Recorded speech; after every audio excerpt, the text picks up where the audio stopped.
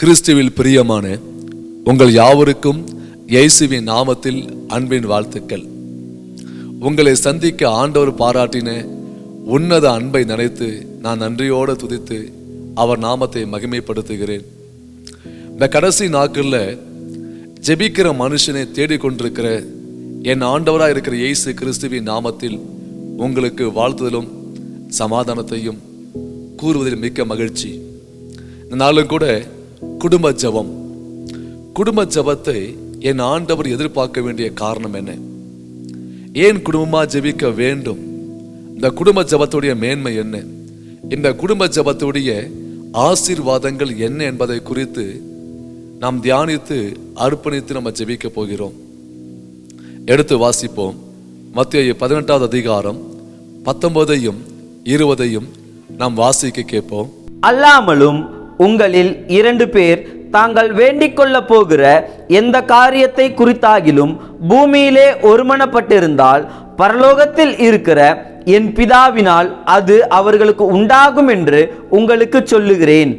ஏனெனில் 2 பேராவது 3 பேராவது என் நாமத்தினாலே எங்கே கூடியிருக்கிறார்களோ அங்கே அவர்கள் நடுவிலே இருக்கிறேன் என்றார்.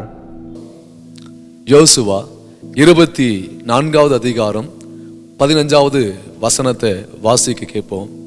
கர்த்தரை சேவிக்கிறது உங்கள் பார்வைக்கு ஆகாததாய் கண்டால் பின்னே யாரை சேவிப்பீர்கள் என்று இன்று தெரிந்து கொள்ளுங்கள். நதிக்கு அப்புறத்தில் உங்கள் பிதாக்கள் சேவித்த தேவர்களை சேவிப்பீர்களோ? நீங்கள் வாசம் பண்ணுகிற தேசத்து குடிகளாகிய ஏமோரியரின் தேவர்களை சேவிப்பீர்களோ? நானும் என் வீட்டாருமோ வென்றால் கர்த்தரையே சேவிப்போம் என்றான். கவனிங்க, குடும்ப ஜெபம் இல்லாத வீடு கூரை இல்லாத வீடுன்னு சொல்லுவாங்க. அங்க பாதுகாப்பு இருக்காது. கூரை இல்லாத வீட்டில் பாதுகாப்பு இருக்காது. அந்த வீடு தங்க வசதி இல்லாத வீடாய் அமையும். அதே போலதான் குடும்ப ஜெபம் இல்லாத வீடுகள் பாதுகாப்பு அற்ற ஒரு வீடா இருக்கும்.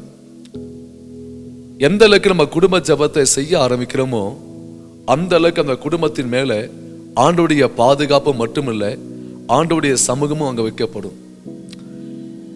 குடும்பத்தை என் ஆண்டவர் அவ்வளவாய் நேசிப்பதை நீங்க வேதம் முழுக்க நீங்க பார்க்க முடியும். ஆதாம் யோசிக்கலங்க குடும்பம் வேணும்னு சொல்லிட்டு. என் ஆண்டவர் தான் யோசித்தார். ஆதாம் தனிமையா இருப்பது நல்லதல்ல என்று அவர் யோசித்து குடும்பத்தை உருவாக்கியவர் என் தேவன். இந்த குடும்பத்துடைய முக்கிய நோக்கம் என்ன தெரியுமா? மல்கியா 2வது அதிகாரம் 15வது வசனத்தை நாம் வாசிக்க கேட்போம். அவர் ஒருவனை அல்லவா படைத்தார், ஆவி அவரிடத்தில் பரிபூர்ணமாய் இருந்ததே, பின்னே ஏன் ஒருவனை படைத்தார்? தேவ பக்தியுள்ள சந்ததியை பெரும்படிதானே. ஆகையால் ஒருவன் தன் இளவயதின் மனைவிக்கு துரோகம் பண்ணாதபடிக்கு உங்கள் ஆவியை குறித்து எச்சரிக்கையாயிருங்கள். தேவ பக்தி உள்ள சந்ததியை பெற வேண்டும். சொல்லப்போனால் இந்த பூமியில அவருக்கென்று ஒரு சந்ததி வேண்டும் என்று எதிர்பார்த்தான் ஆண்டவர் குடும்பத்தை ஏற்படுத்தினார். இன்னைக்கு அவரை ஆராதிக்க வேண்டிய மக்கள், அவர் பிள்ளையாய் வாழ வேண்டிய பிள்ளைகள் இன்னைக்கு வேற பாதியாய் திரும்பி சாத்தானின் பிள்ளைகளாய் இல்ல தேவனுக்கு பிரியமில்லாத பிள்ளைகளாய் வாழ்ந்து கொண்டிருப்பது மிகவும் வேதனை. தேவன் குடும்பத்தை ஏற்படுத்திய முக்கிய நோக்கமே அவருக்கு ஒரு சந்ததி இந்த பூமியில வேண்டும். ஏங்க அவருக்கு சந்ததி ஏன் வேணும்? அவர் நோக்கத்தையும் அவர் திட்டத்தையும் நிறைவேற்ற அற்புதமான அவருடைய சந்ததி வேணும். நீங்க ஏசாயா 43:21 வாசித்து பாருங்க. இந்த ஜனத்தை எனக்கென்று ஏற்படுத்தியேன், இவர்கள் என் துதியை சொல்லி வருவார்கள். அவர் நாமத்தை உயர்த்த, அவர் நாமத்தை பறைசாற்ற அவருக்குன்னு ஒரு சந்ததி வேண்டும். இதன் அடிப்படை தான் தேவன் குடும்பத்தை ஏற்படுத்தினார். இன்னும் சொல்ல போனால் தான் சபித்த அந்த பூமியை நம்மை கொண்டுதான் அவர் ஆஸ்வதிக்க முடியும். இதான் ஆதியாகமம் 12:3 வாசிக்கிறோம். பூமியின் வம்சங்கள் உனக்குள் ஆசீர்வதிக்கப்பட்டிருக்கும் என்று ஆபிரகாமுக்கு சொல்லப்பட்ட வார்த்தை. நம்மை கொண்டுதான் அவர்களை ஆஸ்வதிக்க முடியும். இதனால்தான் தேவன் குடும்பத்தை ஏற்படுத்தினார். குடும்பத்தை அவர் மகிமைப்படுத்தியும் இருக்கிறார். அவர் இறங்கி ஊழியர் செய்த நாட்கள்ல குடும்பத்தில் தான் முதல் அற்புதத்தை என் ஆண்டவர் செய்தார்.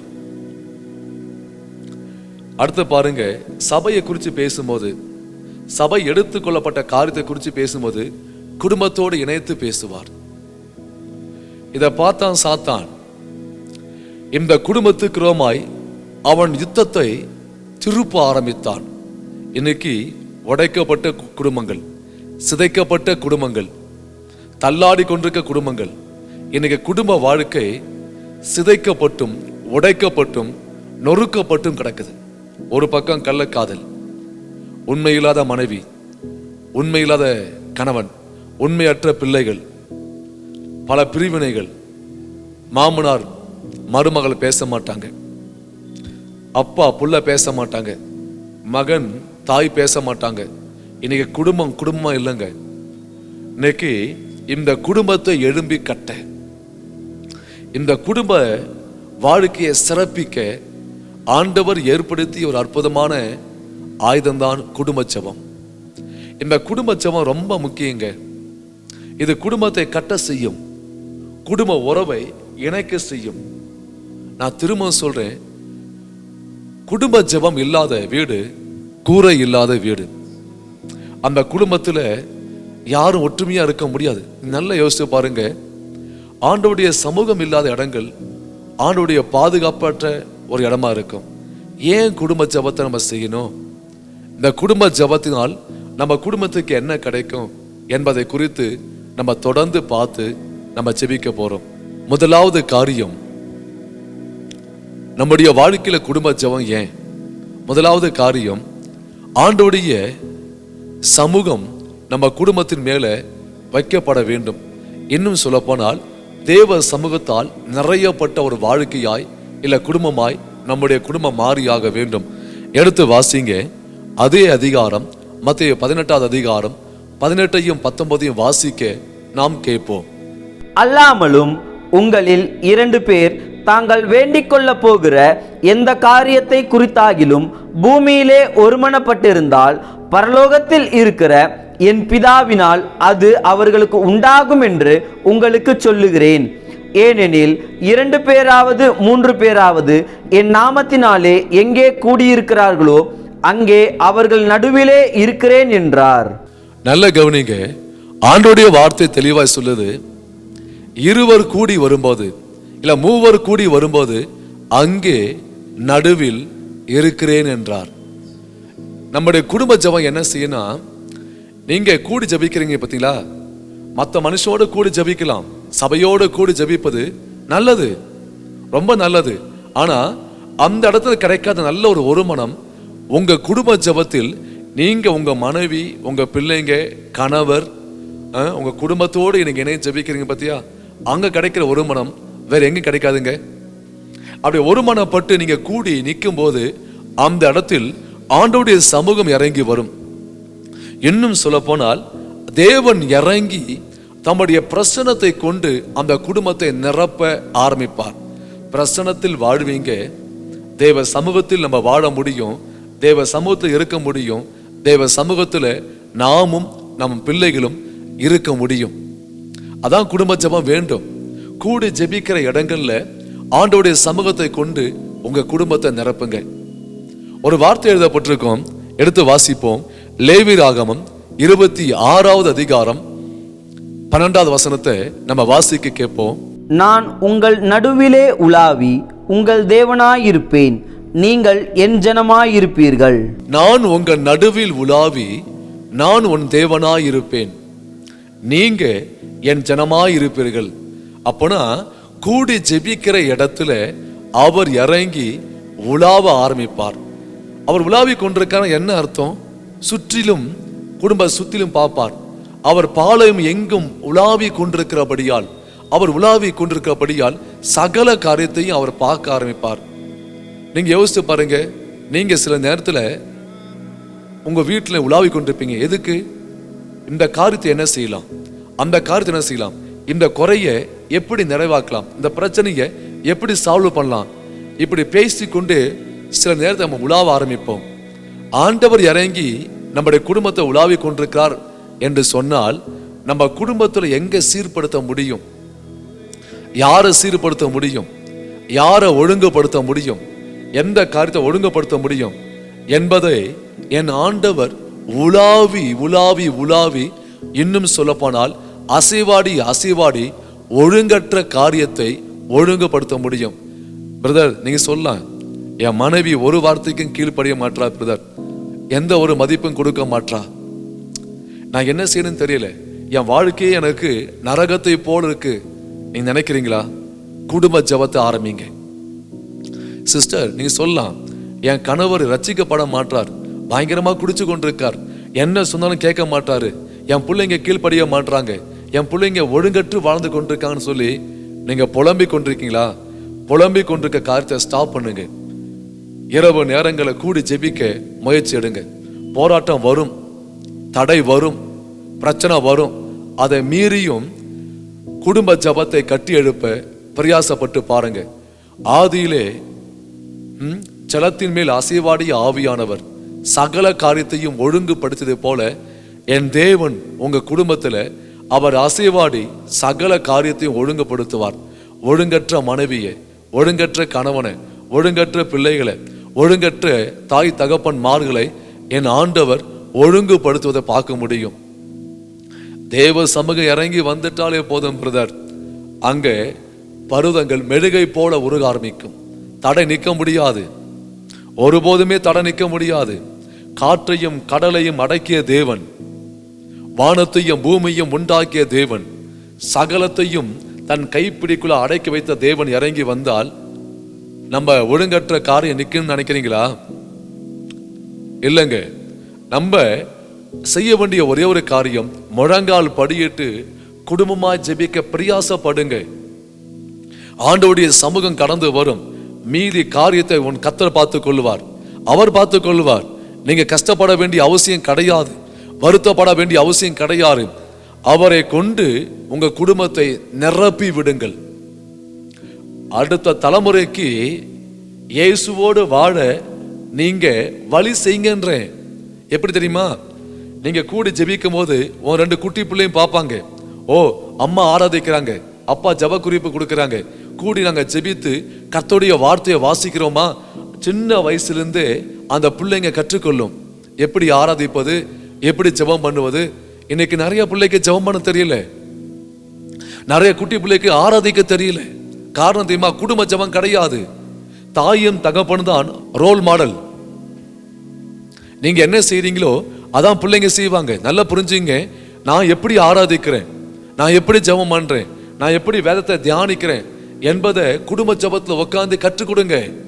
உங்க ஜெனரேஷனுக்கு இயேசுவை சொல்லி கொடுங்க.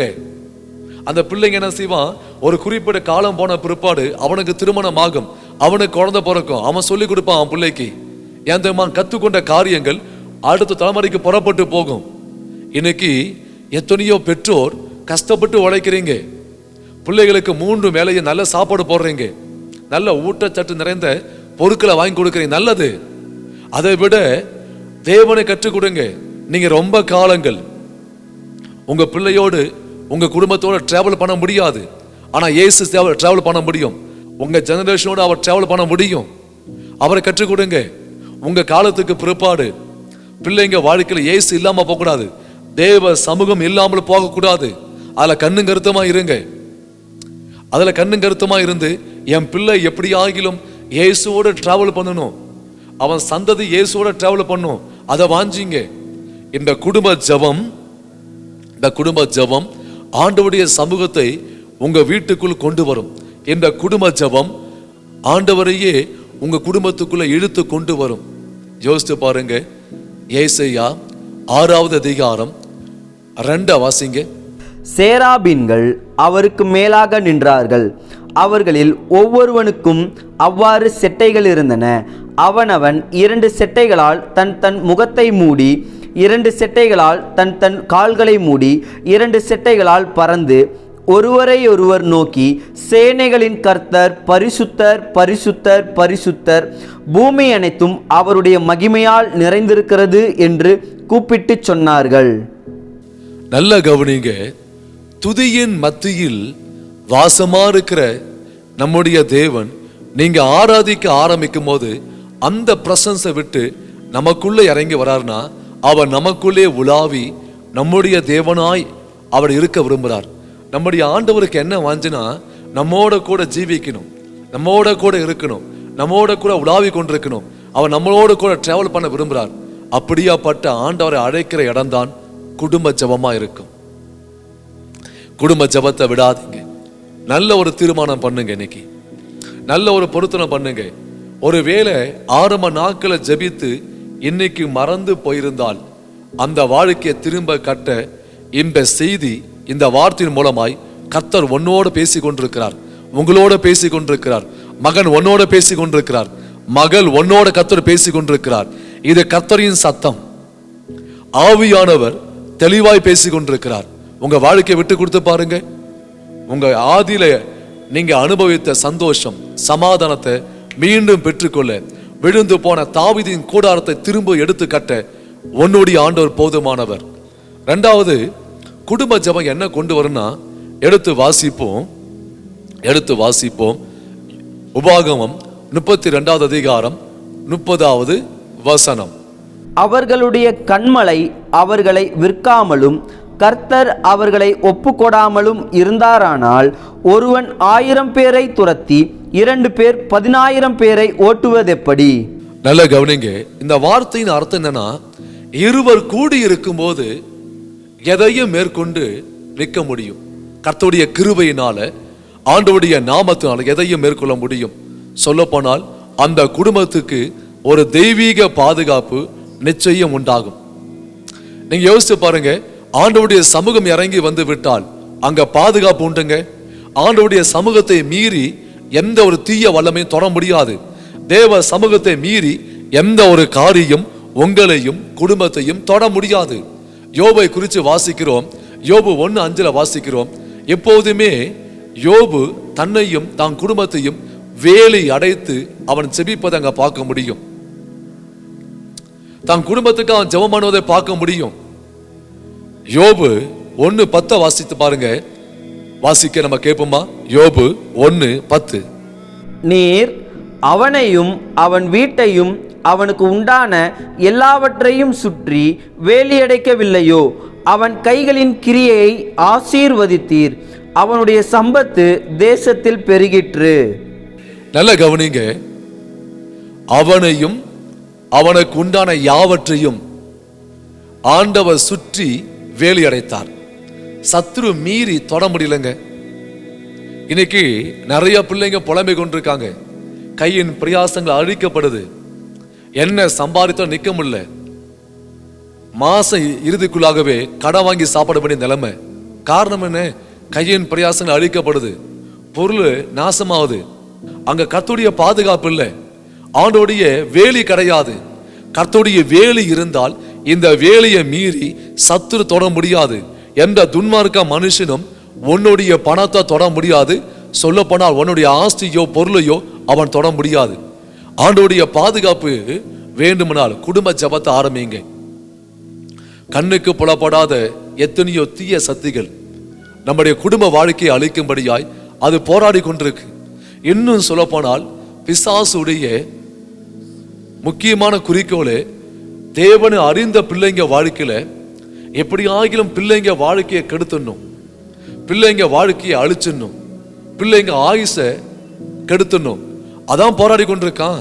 நம்ம என்ன செய்யணும்னா, நம்ம குடும்ப ஜபத்துல ஆண்டோடைய பாதுகாப்புக்காக நம்ம போராடி நம்ம ஜெபிக்க ஆரம்பிக்கும் போது கர்த்தர் நம்மையும் நமக்கு உண்டான யாவற்றையும் நம்முடைய குடும்பங்களையும் பிள்ளைகளையும் ஆண்டவர் சுற்றி வேலி அடைப்பார். நிச்சயமாய் வேலி அடைப்பார். நார்த் இந்தியாவுக்கு புறப்பட்டு போன ஒரு அருமையான மிஷனரி. அந்த இடத்துல ஒரு ஃபேமஸான ஒரு பில்லி சூனியம் உண்டு. என்னன்னா, ஒரு மனுஷனை பொம்மை போல வடிவமைத்து அந்த மனுஷன் பேரை அதில் எழுதி விட்டு அந்த பொம்மைக்குள்ள குண்டு ஊசியை குத்துவாங்க. பில்லி சூனியம் பண்ணி அந்த பொம்மைக்குள்ள குண்டு ஊசியை குத்த ஆரம்பிக்கும் போது எந்த மனுஷனுடைய பேர் எழுதப்பட்டதோ, எந்த மனுஷனை நினைத்து அவங்க பில்லி சூனியம் செய்கிறாங்களோ அந்த மனுஷன் அன்று இரவுக்குள்ளாகவே மரித்து விடுவான். அவன் எரிக்கும் போதுதான் தெரியும் எக்கச்சக்கமான குண்டு ஊசி அவன் சாம்பல் இருக்கும். புரிந்து கொள்ளுவாங்க இவன் பில்லி சுனித்தால் பாதிக்கப்பட்டு இறந்து போனான்னு சொல்லி. இந்த மிஷனை புறப்பட்டு போய் அங்க ஊழியம் செய்யும் போது திரளான மக்கள் இயேசுவை அறிய ஆரம்பித்தார்கள். இது அந்த பில்லி சுனியன் செய்த அந்த மந்திரவாதிக்கு ஏற்றுக்கொள்ள மனசு இல்லை. அவன் என்ன செய்தான், இந்த ஊழியரோடு முகமுகமாக எதிர்த்து தர்க்கம் பண்ண ஆரம்பித்தான். நாளை இரவுக்குள்ளாகவே உன்னை கொண்டு விட பார் என்று சொல்லி. இந்த ஊழியரும் சவாலை விட்டு அமைதியாய் வீட்டுக்கு வந்து அவர் மாமலாய் பண்ணுகின்ற குடும்ப ஜபத்தை பண்ண ஆரம்பித்தார். பண்ணிட்டு காலில் தூங்கி எழுந்து ஜபத்தை முடிச்சு வெளியே வந்து பார்த்தா கிராம மக்களே நிற்கிறாங்க. என்னன்னு பார்த்தா வீடை சுத்திலும் கோடு போட்டாரை போல எக்கச்சக்கமான குண்டு ஊசிகள் ஒரு குறிப்பிட்ட அந்த இடத்த சுத்தில உள்ளுக்குள்ள வராம வெளியே நின்னதை பார்த்தாங்க. அவங்க கேட்டாங்க, ஐயா நீங்க சுகமா இருக்கீங்களா? அவங்க சொன்னாங்க, எனக்கு எந்த பிரச்சனையும் இல்லை, நான் சுகமா இருக்கிறேன். ரொம்ப சந்தோஷமாய் சொல்ல ஆரம்பித்தார். ஐயா அங்க பாருங்க, அந்த மனுஷன் உங்களுக்கு பில்லி சுனியம் பண்ணிருக்கான், ஆனா ஒரு குறிப்பிட்ட எல்லை தாண்டி அந்த குண்டு ஊசி புறப்பட்டு வரல. அப்பதான் அவர் பிரசங்கம் பண்ண ஆரம்பித்தார். என் ஆண்டவர் வல்லமை உள்ளவர், என் ஆண்டவர் என்னை பாதுகாக்கிறவர். அவர் பிரசங்கம் பண்ணும்போது எக்கச்சக்கமான மக்கள் நம்பி ஒரு பெரிய ஒரு எழுப்புல அங்க கர்த்தர் உருவாக்கினாருங்க. நான் என்ன சொல்றேன்னா, நம்ம வாழ்கின்ற அந்த பூமியில இன்னும் சொல்லப்போனால் கேடுகட்ட அந்த உலகத்துல நம்ம வாழ்ந்து கொண்டிருக்கிறோம். உங்க பிள்ளைங்க படிக்க போறாங்க, படிக்க போன இடத்துல எப்படியாப்பட்ட அசுத்த ஆவியில் நிறையப்பட்ட பிள்ளைங்க வருவான்னு தெரியாது. உன் பிள்ளைகளுக்கு பாதுகாப்பு உண்டா இருக்கணுமா? உன் கணவனுக்கு பாதுகாப்பு உண்டா இருக்கணுமா? உன் மனைவிக்கு பாதுகாப்பு உண்டாகணுமா? குடும்ப ஜபத்தை செய்து பாருங்க. தேவதூதனின் பணி பாதுகாப்பு உன் பிள்ளைகளுக்கு உண்டாகும், கணவனுக்கு உண்டாகும், மனைவிக்கு உண்டாகும். ஜெபிக்கிற மனுஷனுடைய வாழ்க்கையில ஆண்டவருடைய பாதுகாப்பு வைக்கப்படுங்க. குடும்ப ஜபத்தில் சொல்லி ஜெபம் பண்ணுங்க. ஆண்டவரே என் பிள்ளைகளுக்கு பாதுகாப்பு, என் கணவருக்கு பாதுகாப்பு, என் மனைவிக்கு பாதுகாப்பு, என் தாய் தகப்பனுக்கு பாதுகாப்பு சொல்லி ஜெபம் பண்ண பாருங்க. உன் எல்லை முழுவதும் ஆண்டவருடைய பாதுகாப்பால் நிறையப்பட்டிருக்கும். சத்துரு தொட முடியாது. கர்த்தருடைய அனுமதி இல்லாமல் சத்துரு உங்களை தொட முடியாது. கண்டிப்பா முடியாதுங்க, கண்டிப்பா முடியாது. ஒரு விசேஷித்த பாதுகாப்பை கொண்டு வருகின்ற ஜெபம் நம்முடைய குடும்ப ஜெபம். மூணாவது காரியம், குடும்ப ஜெபத்தினால் நமக்கு என்ன கிடைக்கும்? எடுத்து வாசிங்க. பிரசங்கி 4வது அதிகாரம் 9 தொடங்கி 11 மட்டும் நம்ம வாசிக்க நம்ம கேட்போம். ஒண்டியாய் இருப்பதிலும் இருவர் கூடியிருப்பது நலம். அவர்களுடைய பிரயாசத்தினால் அவர்களுக்கு நல்ல பலன் உண்டாகும். ஒருவன் விழுந்தால் அவன் உடனாளி அவனை தூக்கி விடுவான். ஒண்டியாயிருந்து விழுகிறவனுக்கு ஐயோ, அவனை தூக்கிவிட துணை இல்லையே. 2 பேராய் படுத்து கொண்டிருந்தால் அவர்களுக்கு சூடுண்டாகும். ஒண்டியாயிருக்கிறவனுக்கு சூடுண்டாவது எப்படி? நல்ல கவனிங்க. மூணாவது காரியம் என்னன்னா, ஒருவர் விழுந்தால் ஒருவர் தூக்கி எடுக்க முடியும். ஆவிக்குரிய வாழ்க்கையில ஒருவர் சோர்ந்து போனார், ஒருவர் பலவீனப்பட்டால் குடும்ப ஜபத்தில் சூழ்ந்திருக்கும் போது அந்த ஜபத்தின் விளைவால் அவரை தூக்கி எடுக்க முடியும். ஒரு முறை ஊழியத்தின் பாதையில மிகவும் சோர்ந்து போன மனுஷனாய் ஒரு குறிப்பிட்ட வழியை சுமந்து நான் வீட்டுக்கு புறப்பட்டு போகும்போது அது குடும்ப ஜபத்தின் நேரம். அது எங்க மனைவி சொன்னாங்க, நம்ம இணைந்து குடும்ப ஜபம் பண்ணுவோம் சொல்லிட்டு. சரி, நம்ம சோர்வு குடும்ப ஜபத்தை தடை செய்யக்கூடாதுன்னு சொல்லி நான் மௌனமாய் குடும்ப ஜபத்தில் உட்கார்ந்தேன். பிள்ளைங்க பாட்டு பாடுறாங்க, அவங்களோடு இணைந்து என்னால் பாட முடியல. ஜபம் பண்றாங்க, அவங்களோடு இணைந்து ஜபம் பண்ண முடியல. ஒரு குறிப்பிட்ட பாடலை பாட ஆரம்பித்த போது ஆண்டவருடைய பிரசனம் என் உள்ளத்தை நிரப்ப ஆரம்பித்தது. தேவன் சோர்ந்து போன உள்ளத்தில் கொழுந்து விட்டு எரிகின்ற ஒரு தீயை போட ஆரம்பித்தார். நானும் இந்த நெருப்போடு இணைந்த இந்த கரிக்கட்டையும் இணைந்து நெருப்பாய் மாற ஆரம்பித்தோம். அற்புதமான ஜபத்தை செய்து முடிக்க கர்த்தர் இரக்கம் பாராட்டினார். யோசித்து பார்த்தீங்களா? சோர்ந்து போன என்ன இவங்க கூடி ஜெபிக்கும் போது மௌனமாய் உட்கார்ந்து எனக்குள்ளும் அந்த அனல் எட்டி பிடிக்க ஆரம்பித்தது. நான் மனத்தாழ்மையோடு சொல்றேன், குடும்ப ஜெபம் என்ன செய்யணும்? ஒருவரை ஒருவர் தட்டி எழுப்பும். இருவர் படுத்துக் கொள்ளும் போது சூடு உண்டாகும். முப்பரி நூல் சீக்கிரம் அருந்து போகாது. இன்னைக்கு நான் காண்கின்ற காரியம் என்னன்னா, எத்தனையோ நூல்கள் அருந்து போய் கிடக்குது. காரணம் என்ன? தேவனோடு இணைக்கப்பட்ட நூல், தேவனோடு கனெக்ட் இருக்கப்பட்ட நூல் இன்னைக்கு அருந்து போய் கிடக்குது. பிரச்சனை, போராட்டம், பாடுகள் இந்த வாழ்க்கையில எல்லாருக்கும் வைக்கப்பட்டிருக்கு. அந்தந்த மனுஷனுடைய திராணிக்கு ஏற்றார் போல அவனுக்கு பிரச்சனைகள், போராட்டங்கள் கண்டிப்பாய் உண்டு. யாருக்கும் பிரச்சனை இல்லாம இல்லை. பிரச்சனை உண்டு, போராட்டம் உண்டு. இதை கடந்தா நம்ம புறப்பட்டு போகணும். இதுக்கு மத்தியில் நம்ம சோர்ந்து போக வேண்டிய அநேக வாய்ப்பு உண்டு. குடும்ப ஜெபம் இருக்குமுனால் கூடி ஜெபிக்கும் போது, அவங்க நெருப்பா அவங்க ஜெபிக்க ஆரம்பிக்கும் போது, கறிக்கட்டையாய் உட்கார்ந்த மனுஷனுக்குள்ளும் அந்த நெருப்பு பாய ஆரம்பிக்குங்க. அந்த நெருப்பு பாய ஆரம்பிக்கும், தட்டி எடுப்ப ஆரம்பிக்கும். ஒரு பாட்டின் வரி, இல்ல ஒரு வசனத்தின் வரி, அல்லது ஒரு ஜெப குறிப்பின் வரி அவனை தட்டி எழுப்ப ஆரம்பிக்கும். அதான் குடும்ப ஜெபம் வேண்டும். ஒருவரை ஒருவர் தூக்கி எடுக்க, ஒருவரை ஒருவர் பலப்படுத்த, ஒருவரை ஒருவர் உற்சாகப்படுத்த குடும்ப ஜெபம் ரொம்ப அவசியம். இந்த குடும்ப ஜெபத்தை செய்து பாருங்கள், உங்க குடும்பத்தை யாரும் சோர்ந்து போக மாட்டாங்க. இன்னும் சொல்லப்போனால் அங்க முறுமுறுப்பின் சத்தமோ, குறை சொல்ற சத்தமோ, தேவன் அந்த காரியம் செய்யல, தேவன் இந்த காரியம் செய்யல, தேவன் சரியில்லைன்னு சொல்ற எந்த சத்தமும் கேட்கப்படாது. நீ ஜெபிக்க ஜெபிக்க ஜெபிக்க ஜெபிக்க உன் குடும்பத்துல பரலோகத்துக்கும் உங்க குடும்பத்துக்கும் ஏணி வைக்கப்படும். தேவ தூதன் ஏறுகின்ற இறங்குகின்ற இடமாய் மாறும். அது உன்னத இடமாய் மாறும். ஆண்டவருடைய ரகசிய செயல் வைக்கப்பட்ட இடமாய் மாறும். ஆண்டவருடைய கரம் வைக்கப்பட்ட குடும்பமாய் மாறும். ஒவ்வொரு பிள்ளைகளும் தேவனுக்கு பயந்து நடப்பார்கள். கீழே விழுந்து போக வாய்ப்பு கிடையாது. எந்த ஒரு அசுத்த வல்லமை வீழ்த்த வாய்ப்பு கிடையாது. அதான் குடும்ப ஜெபம். அதான் குடும்ப ஜெபம்.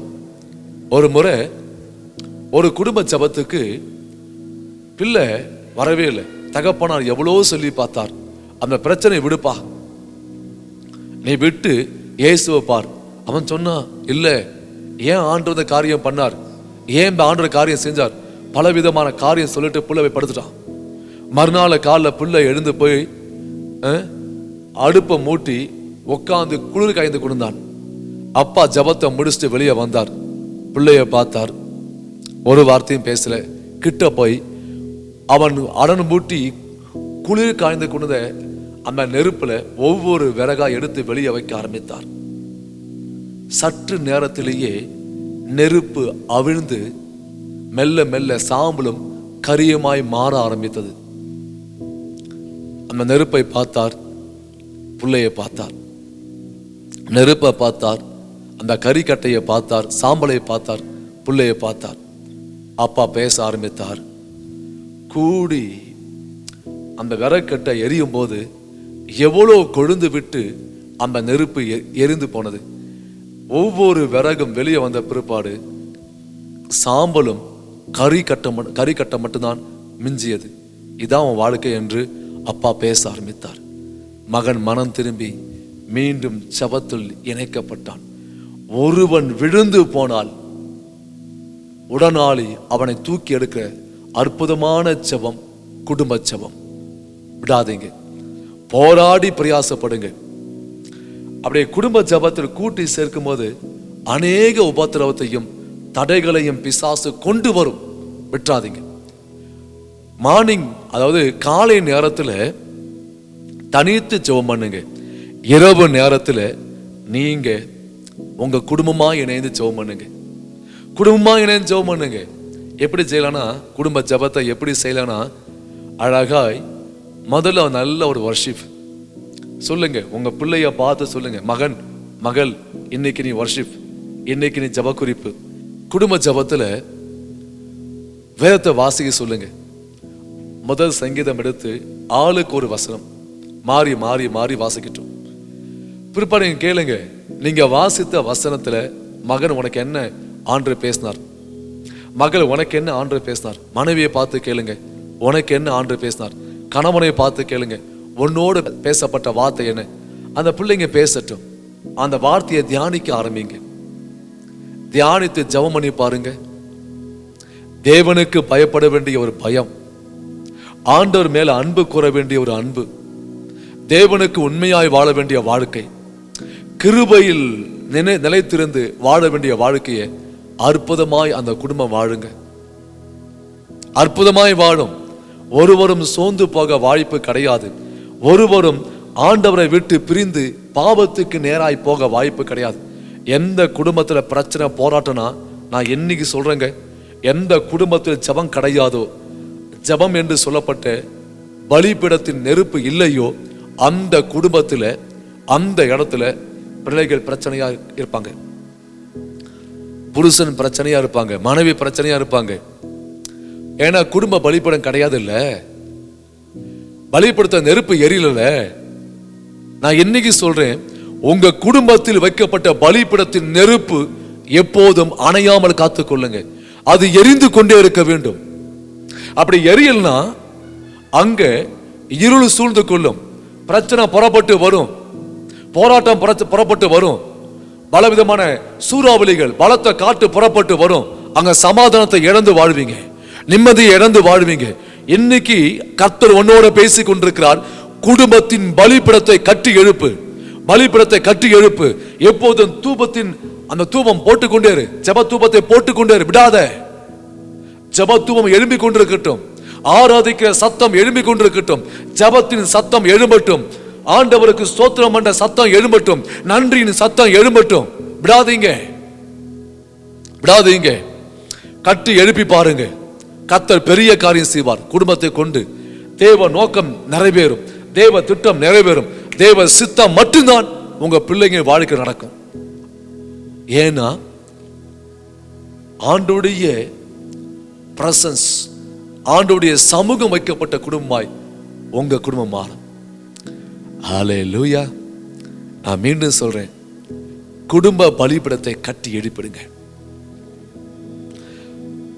நான்காவது காரியம், நம்ம குடும்ப ஜெபம் செய்யும் போது என்ன நடக்கும்? நான்காவது காரியம் என்ன தெரியுமா? வல்லமை உள்ள பதில் தேவன் கொடுக்கிற ஜெபமாய் அந்த ஜெபம் மாறுங்க. எடுத்து வாசிப்போம். மத்தேயு 18வது அதிகாரம் 19வது வசனம்.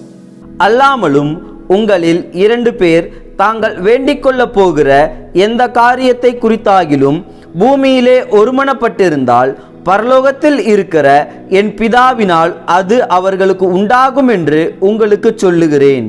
என் பிதாவினால் அவர்களுக்கு உண்டாகும் என்று உங்களுக்கு சொல்லுகிறேன்.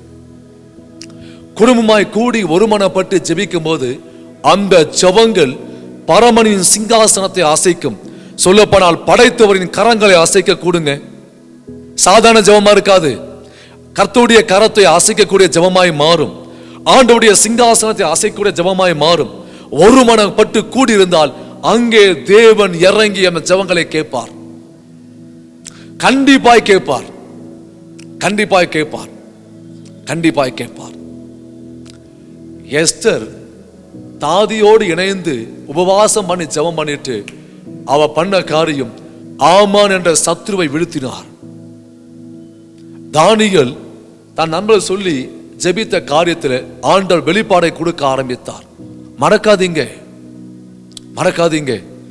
ஷாத்ராக் மேஷாக் அக்னி ஜுவாலை விழுவதற்கு முன்பாக ஜெபித்திருப்பார்கள், ஜெபித்திருப்பார்கள்.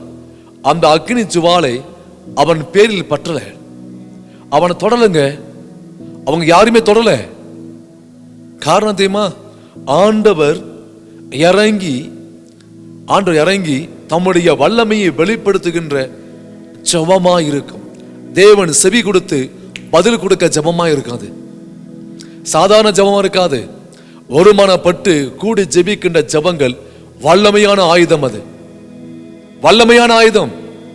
சத்ரு தொட முடியாது, சத்ரு தொட முடியாது. ஒருவன் 1000 பேர், 2 பேர் யோசிச்சு பாருங்க.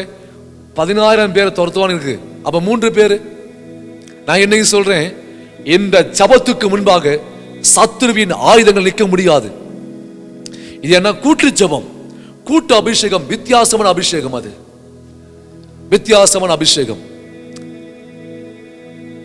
ஒரு முறை குடும்ப ஒற்றுமையை விளக்க ஒரு தகப்பனார் எடுத்த முயற்சி. அண்ணன் தம்பிங்க, அக்கா தங்கச்சிங்க யாருமே ஒன்று சேர்ந்து சாப்பிட மாட்டாங்க, அடிச்சு மாஞ்சுக்குவாங்க. இந்த தகப்பனாருக்குள்ள பெரிய ஒரு வழி. குடும்ப ஒற்றுமையை உணர்த்த என்ன செஞ்சார்னா, பிள்ளைகளை கூப்பிட்டார். பிள்ளைங்க 4 பேர் வந்தாங்க. ஒருவன் கையில ஒரு குச்சியை கொடுத்தார். உடையன்னு சொன்னார். ஈஸியாய் உடைத்து போட்டான். மகள் கையில கொடுத்து குச்சியை உடைச்சு போட்டார். அடுத்த முறை என்ன பண்ணா, 2 குச்சியை கையில கொடுத்தார். உடைன்னு சொன்னார். சற்று சிரமப்பட்டு அந்த குச்சியை உடைச்சாங்க. 3வது ரவுண்ட் என்ன பண்ணாரு, 3 குச்சியை கொடுத்தார். அதை ரொம்ப கடினப்பட்டு அந்த குச்சியை உடைத்தார்கள். 4வது முறை வரும்போது 4 குச்சியை கொடுக்க ஆரம்பித்தார். அந்த குச்சியை உடைக்க முடியல.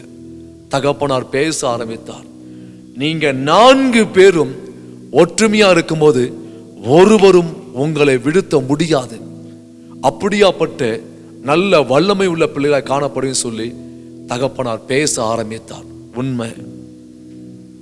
ஆவிக்குரிய வாழ்க்கை 4 பேர் ஒருமனப்பட்டு ஜெபிக்க ஆரம்பிக்கும் போது சத்ருவின் ஆயுதங்கள் நிற்க முடியாது, பாதாளத்தின் ஆயுதங்கள் நிற்க முடியாது.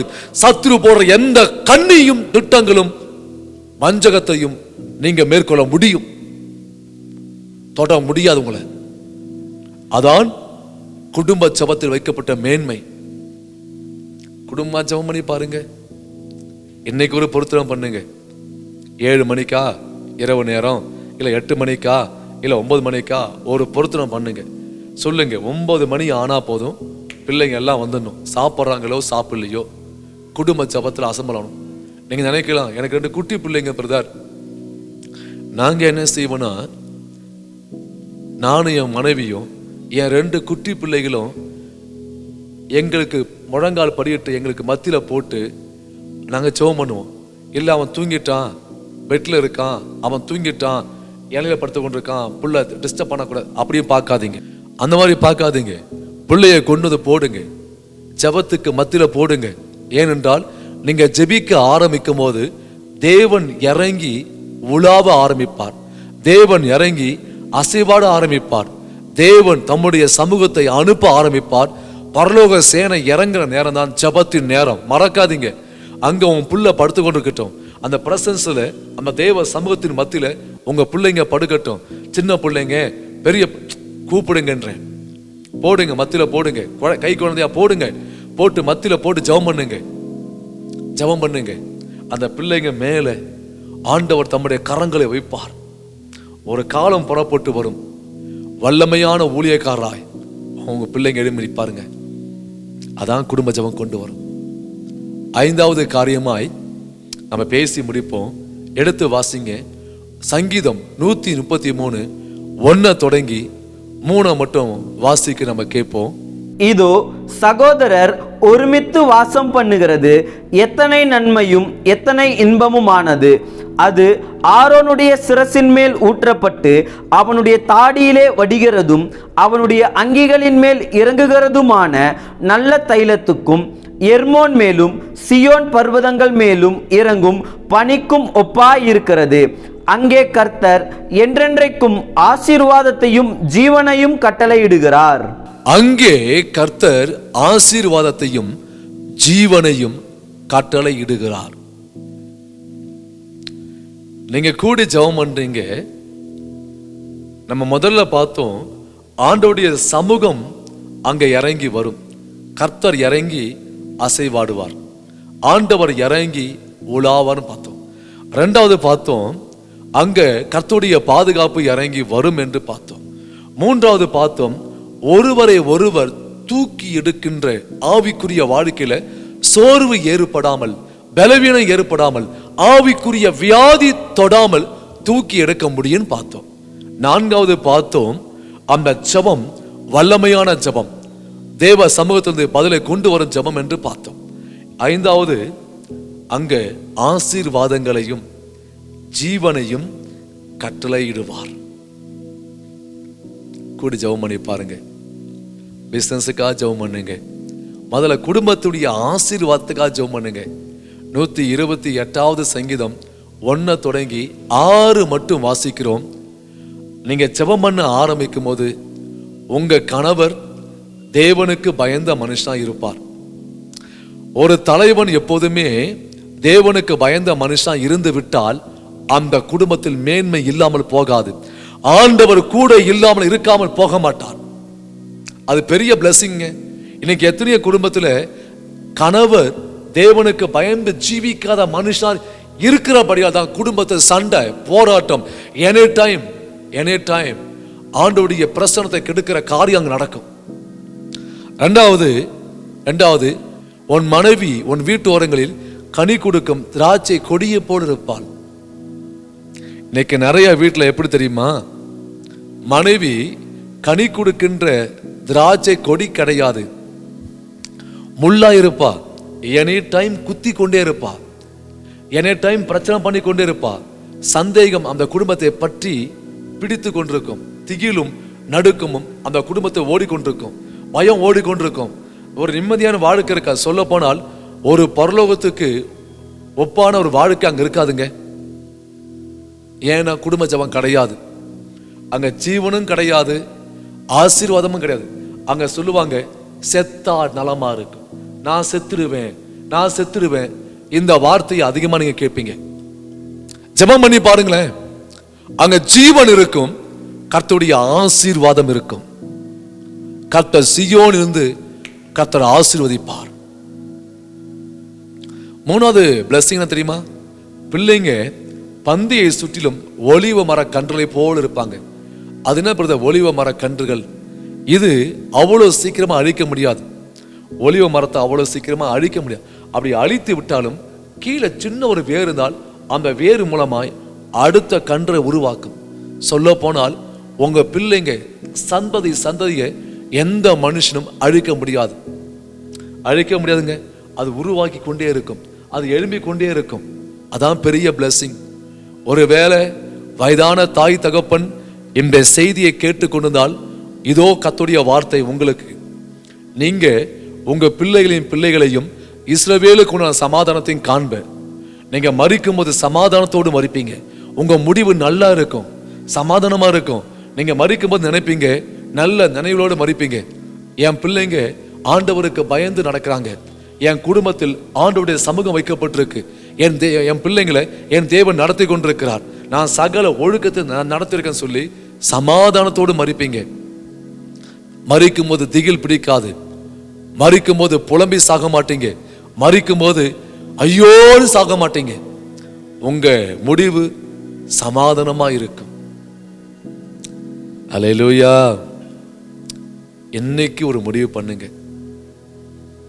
மாறாக புருஷன் ஒரு செல்போனு, மனைவி ஒரு செல்போனு, பிள்ளைங்க ஒரு செல்போனு, இவர் சோப்பால, அவங்க சேர்ல, இன்னொருத்தங்க பெட்ல, இன்னொருத்தவங்க இன்னொரு ரூம்ல உட்காந்துட்டு செல்போனை தடவி கொடுக்காதீங்க.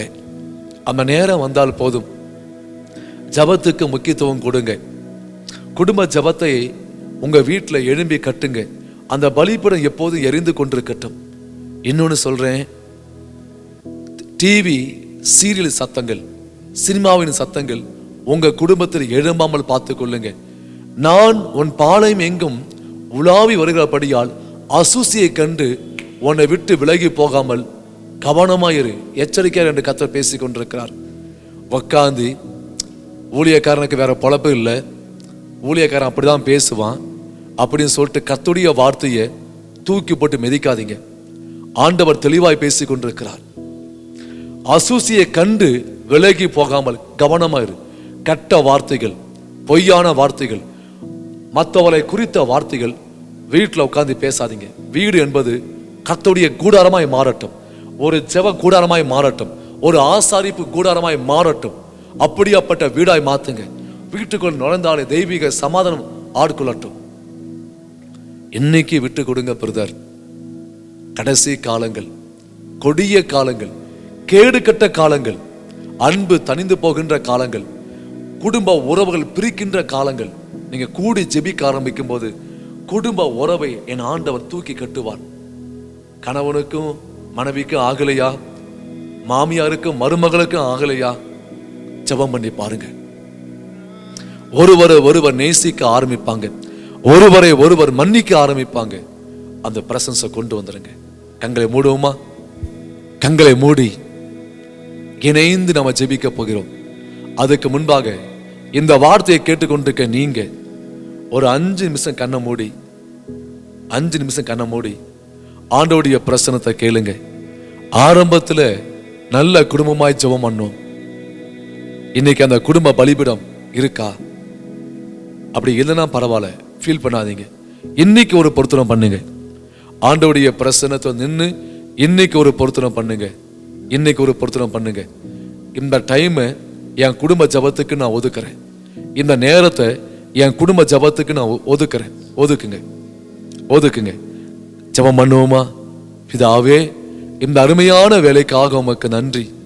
குடும்ப ஜபத்தை குறித்து பரிசுத்த ஆவியானவர் பேசிய ஒவ்வொரு வார்த்தைக்காய் உமக்கு நன்றி. உங்க மகனோட பேசிருக்கீங்க, உங்க மகளோட பேசிருக்கீங்க. என் ஆண்டவர் கிருபையாய் மனம் இறங்கி உள்ளத்தின் ஆழத்துல கிரியை செய்யும்படியா நான் ஜெபிக்கிறேன். செய்தியை கேட்டு விட்டு விடாமல் குடும்ப ஜபத்தை எழும்பி கட்ட, குடும்ப பலிபீடத்தை எழும்பி கட்ட என் ஆண்டவர் அவளுக்கு உதவி செய்யும்படியா நான் ஜெபிக்கிறேன். குடும்பங்கள் ஒருமனம் பட, குடும்ப உறவுகள் சீர் பொருந்த ஆண்டவரே, குடும்ப ஆசீர்வாதங்கள் உண்டா இருக்கும்படி குடும்பத்தை உம்முடைய பிரசன்னத்தால் நிரப்ப இந்த மக்களுக்கு இரக்கம் பாராட்டும்படியா நான் ஜெபிக்கிறேன். இப்போது இயேசுவின் நாமத்தினாலே ஆண்டவருடைய கரங்கள் ஒவ்வொரு குடும்பத்தின் மீது இறங்கி வரட்டும்.